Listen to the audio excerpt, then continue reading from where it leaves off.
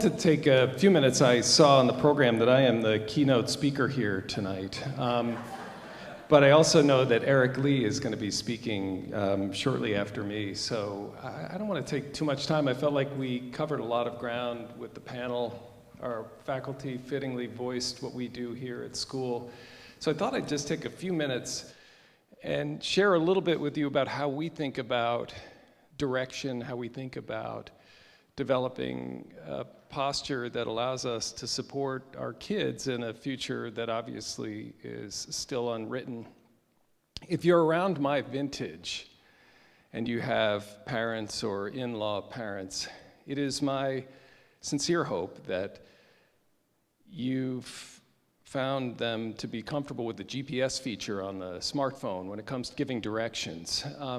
And I suspect that about 5 years ago for some of you, and I'm pretty sure 10 years ago for all of you with parents or in-law parents a generation ahead, that it was probably directions were more in the form of what we would characterize as the classic form of directions, sort of a handwritten piece that was tailored very specifically to some of the sort of landmarks you might encounter along the way. They might even tailor it based on how they knew you to be a driver, or at least how they perceived you to be a driver. There would be directions that also featured no, before you you'll see the dairy freeze, but you keep going past the dairy freeze, and then you get over to the left-hand lane. It's fascinating to think how that's evolved, and I also know there are probably people in this room or watching on video who actually have never had somebody do this for them. And I wanted to show you, this is actually what we would characterize as original source material. It just so happens that the artist formerly known as Prince actually wrote these directions. And it has a number of the features of a classic direction document. Looks like this was to get to his place on the shores of Lake Minnetonka. He had a home and a studio there for a couple of years. What I love about it is, okay, so take the 12 to 8 miles, take a right, next to the Cooper Theater, the journey back. And that's kind of awesome, and it's actually a little bit about how we think, not a little bit, it's a lot about the way we think about your kids in this epic journey that is their life. We're preparing them for all of the elements of the hero's journey, right? There's the call to action. Sometimes they actually don't want to heed the call. That could be early in the morning when it's time to get in the car to head to school. They're going to find mentors along the way. They'll have quests. They'll slay dragons. And then they'll come back to the village and tell us about it. I also love how, I don't know what that is. It looks sort of kind of evocative of the Rolling Stones on the number 6. And then look how he finishes. Good luck. The empire is depending on you. I mean, that is some varsity old school directions. And it goes all the way back, 2,500 years earlier, Aristotle and Greek philosophers would talk about something called telos, which really translates to target, but it also translates to a form of purpose and really about becoming the highest versions of ourselves. When you have that goal, when there's clarity around where you're headed. And we're often described by philosophers as teleological beings, that when we have a sense of where we want to head, we've got the capacity to be able to do it. It's also enormously helpful when we've got people who can help us along the way. Again, more contemporary version of this might be Abraham Maslow's hierarchy of needs. And if you think about sort of self-actualization, sort of what one can be, one must be, we think about that as it relates to each of our students, as it relates to our faculty and staff, as it relates to our school community, because there's enormous power in that. Dr. Martin Luther King famously spoke to junior high students and asked them really the fundamental question, what's your life's blueprint? What is that version of yourself you want to be? What does someone like that do? Wani described the relationship between our upper class athletes, juniors and seniors and freshmen. I'm a freshman advisor, and I've heard firsthand from our kids about just how meaningful it is to them to have these older students in their lives when they're engaged in the course of work that's larger than themselves. It's a shared goal. I mean, those are the things you cannot do in lecture format, and the gift of having these other teachers in their lives. And when I write to the kids periodically after a game, and I'll commend them on what I'd seen, invariably they'll write me back, and they appreciate being recognized, and then they will talk about the other kids on their team. One of my advisees will talk about Shaylee Crombie, who's a senior and has overcome some adversity with injury, and she's out there playing like her hair's on fire, and she's just such a leader and role model and mentor for our kids. So collectively, we're helping them develop a blueprint. And again, that's been part of the fabric of our school, really, that purpose being at the center of what we do. I wanted you to have a takeaway as it relates to that. Certainly you heard this is the core driver that underpins our strategic design. But it's not a novel concept, but actually there aren't a lot of schools that anchor their work in purpose. Some of the research over the last 25 years highlights how compelling and important this is, that something of meaning to the individual that's of value to the community. Daniel Pink wrote a book on motivation and the science that underpins it. If you haven't read it, here's the 12-second version that basically there are three frames. You want autonomy. Our kids need that. Our faculty need that. You want opportunities for mastery, that practice and mastery, so much of our sense of self-efficacy comes from that. It's why we encourage kids to struggle through things, and then they basically have demonstrated themselves that they can do it. And then purpose. So autonomy, mastery, and purpose. You know this from your own lives. I can spare you the trouble of reading Tony Wagner's actually wonderful book, Creating Innovators, where he talked about three frames. Passion, which can be tricky, right? And we've had a number of alumni who will come back and just remind the kids, don't worry if you haven't found your passion. Find things that you're vaguely interested in and pursue those. Some of the best advice I've ever heard, and actually I watch our kids listen differently to a young alum share something like that. But Tony would talk about how some version of passion or vague interest that turns into a passion also talks about play. You heard Jane talk about this. We view it to be essential. Dr. Jean Piaget talked about play as the work of children. For us as adults, it's imaginative engagement with the task. Eric Lee, who was the vice president for player development at Cincinnati Reds, like one of the things I love about professional athletics is going to work is play, and they're so deeply committed to it. How can they get better at it? But if you want to create innovators, according to Tony Wagner's research, it's passion, play, and purpose. So William Damon is a researcher at Stanford who's done an enormous amount of work on this. Here's your takeaway as parents. It's a good book. I commend it to you. I'm also struck by the parallels that we share as the teachers of your kids. You're their first teacher, and if you look at the Latin root of the word parent, it's in bringing forth. And then, so if you look at educare, the Latin root for the word educator, it's to bring up. So these travel, they're inextricably linked in our mind, and when you think about that partnership that we have as it relates to your kids, it's an essential one, and again, so very similar. They'll hear things differently from us. There are times in their developmental stages they need someone other than their parent to share that. I'm sure you've seen that. My advice on that one is always resist the urge to say, I told you so.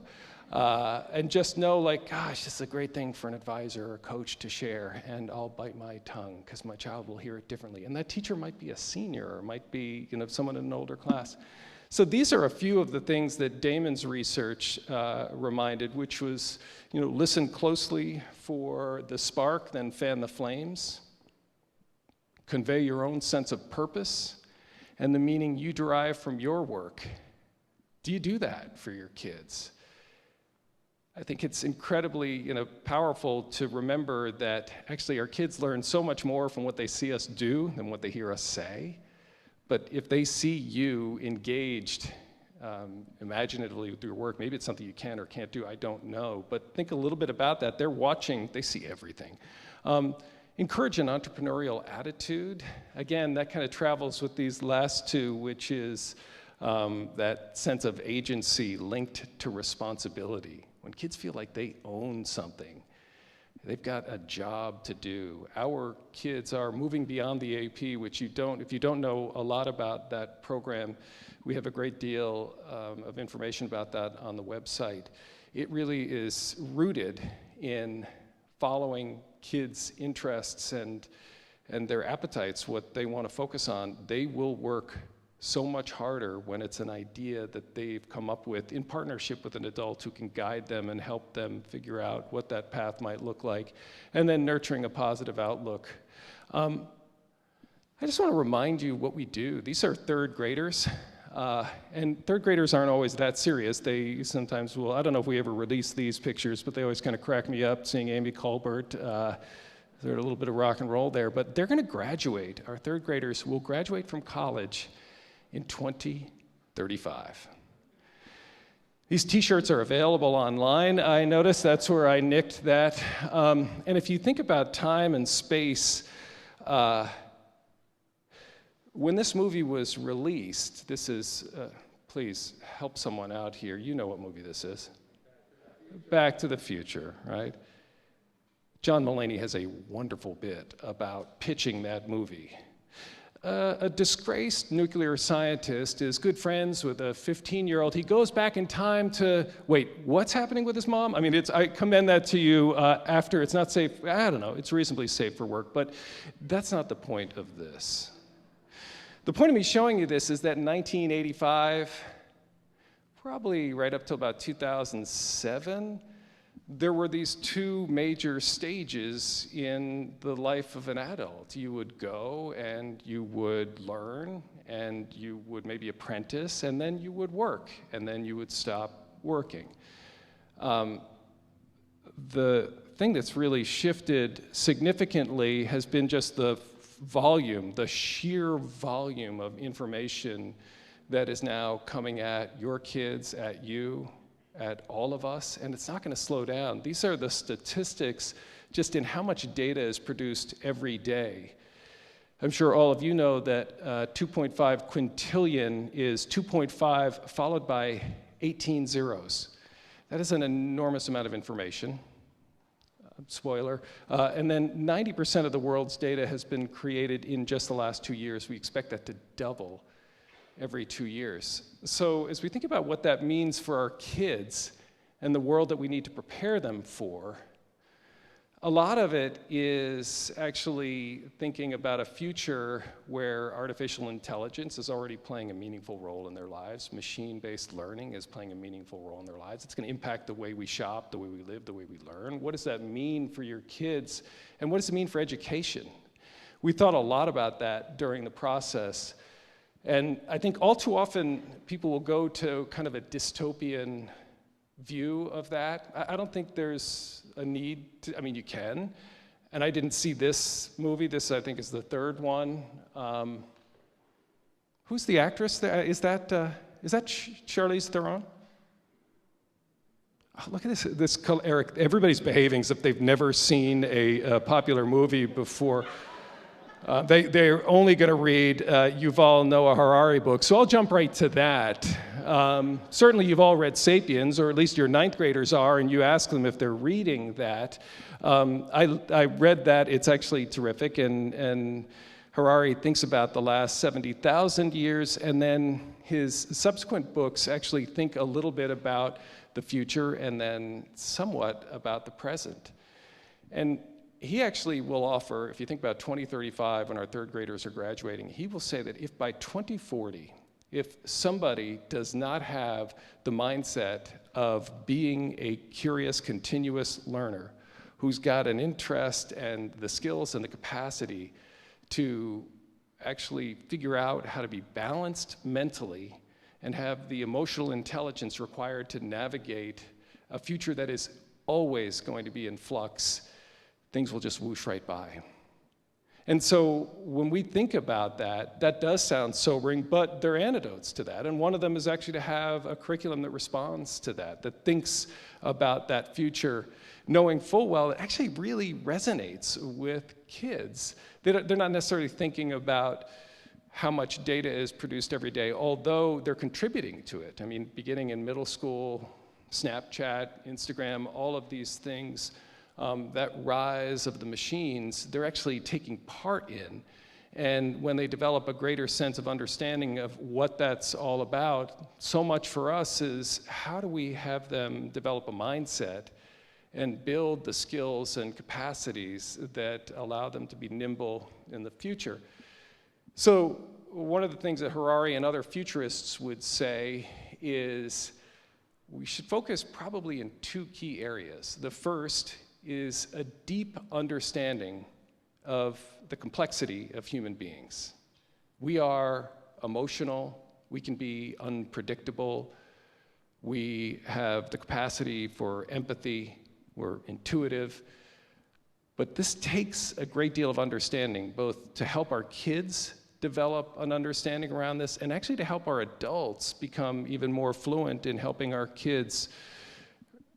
This is actually one of our wonderful exercise from this spring, and you heard Jane reference the ruler framework in lower school, which is a wonderful acronym that is recognize, understand, label, express, and regulate emotion. Charles, can you reflect that back to me? That's okay. Ask Sienna, though. I bet she can. So recognize, understand, label, express, and regulate emotion. I'm teaching a 9th grade seminar class in partnership with Stephanie Van Hatten, our upper school counselor, and Kristen Robb, our learning specialist. And when many of you may ask your kids how they're doing or how they're feeling at home, and help me out with this, what are the typical responses you get? How are you doing? Fine? Good? Sometimes okay. Tone can actually give you a signal as to whether there's more that they'd like a follow-up question on. But actually, what I can tell you is their emotional vocabulary is far richer than that. So, but we'll talk about that. That's another talk. The other piece, though, in addition to that deep understanding of the complexity of human beings, is actually developing a flair for computational problem solving. So I want our kids to be algorithmic leaders, and it doesn't necessarily mean they all need to have an appetite to become programmers or coders, but we want them to actually develop that framework for structured problem solving that allows them to think about data sets and artificial intelligence and machine-based learning that allows them to actually amplify and make more meaning of the findings that they arrive at. And they're actually really, and as we're observing with our kids, there's an appetite for that when it's delivered in the form of Lego robotics in our middle school program.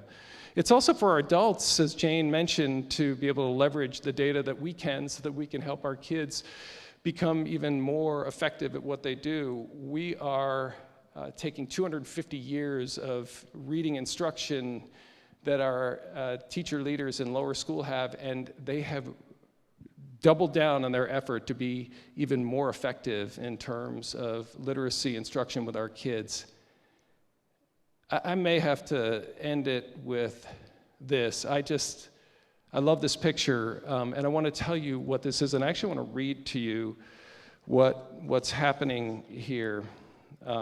This is Kevin Call, who is an upper school English teacher, and what he and Mark Mayer, who's a middle school English teacher, when we think about rise of the machines, again, it's with humility that we know that our middle school students are bumping up against the aforementioned Instagram, Snapchat, other things that have surfaced over the course of the last couple of years, Xbox, PlayStation. Those things are all powerful dopamine factories. Like we ignore them as educators at our own peril. And there's some positive things about them, but what's happening nationally is middle schoolers are not reading, and we want them to read. We want them to have that kind of journey where they're able to inhabit the experience of another, where they're able to find joy in that. So what Kevin has done, and you'll see this if you come a little bit early for pickup tomorrow, and it looks like another nice day, we've been blessed with some really good weather, you will see these ninth graders out there where every third period, they've been given the agency, the choice, to pick a book that they want to read. And Kevin works with them. I've noticed everything from Gone Girl to Hemingway, fair amount of historic nonfiction, and they're into it. This is not for my own benefit, and they're out there for an hour. The brain gets good at what the brain does a lot of, and what Kevin wrote me, and I don't have access to it right now, but sometimes as adults, we can actually confuse something like this as a lack of rigor. But oh no, if you actually get kids to want to read, you've now actually opened the door to being able to invite them into something that might be more complex or might trigger elevated, higher order thinking with them. And again, it's Kevin building a relationship with these kids and demonstrating that we place such a value on this. This isn't something you grind through. We want you to love this. And those of you who are readers know full well this can have a transformative impact on your life. We talked about the time and the space, and so many of these things are reflected in the conversation we had earlier. What I'm most proud of is at each turn, it was faculty and coaches who'd identified the needs of kids. When I talk about computational problem solving and have a flair for that, this is what that looked like this summer. We put in a room, took a little space out of the annex, and created a space for Lego robotics. It's been one of the joys of my fall is seeing upper school students coming in and mentoring these kids. You've got the retail piece of kids being able to look into glass and seeing what's going on. And as you look at these pictures, I'll see lower school kids walking by when this is happening and they want to know what's going on. Again, leveraging that mirroring piece that we talked about. Most importantly, it's got kids who are developing the skills to work collaboratively, creatively, developing intuition, trying, failing. This is a new space we created in the upper school, and this picture just will never stop making me smile. This is pre-K, it's the beginning of the journey, and what we know full well is if there was to be one superpower for your kids in the future, is it for us to be able to stoke the embers of curiosity, which would then allow them to indeed be that lifelong learner that we hope and expect that they'll become. So thank you so much for engaging with us as partners in this process. It's just such a joy to be a part of it.